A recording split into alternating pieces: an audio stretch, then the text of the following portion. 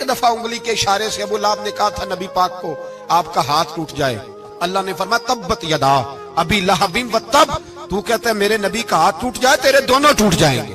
اور سنو ابو لہب کا حال کیا ہو، ابو لہب کا معنی ہے ابو لہب شولوں کا باپ، لہب شولوں والا۔ کیا مطلب؟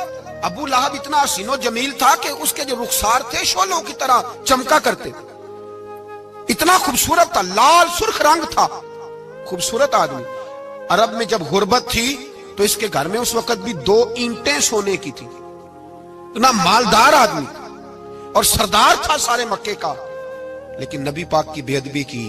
تمہیں پتہ ہی نہیں کہ رب دنیا میں سب سے زیادہ ناراض ہی اس سے ہے جو اس کے رسول کا بے ادب ہے، سب سے زیادہ ناراض ہی اسی سے۔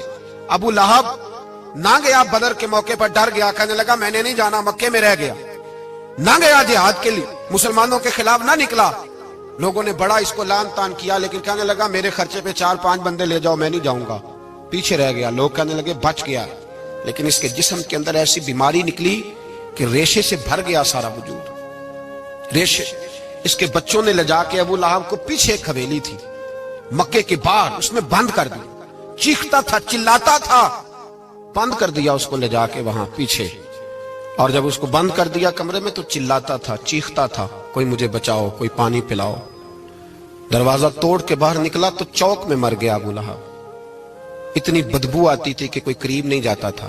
چوک میں لاش پڑی تھی، یہ ہے میت کسی بے ادب کی، منہ دکھانے کے قابل نہیں، ان کے دشمن پہ لعنت خدا کی، رحم پانے کے قابل نہیں ہے۔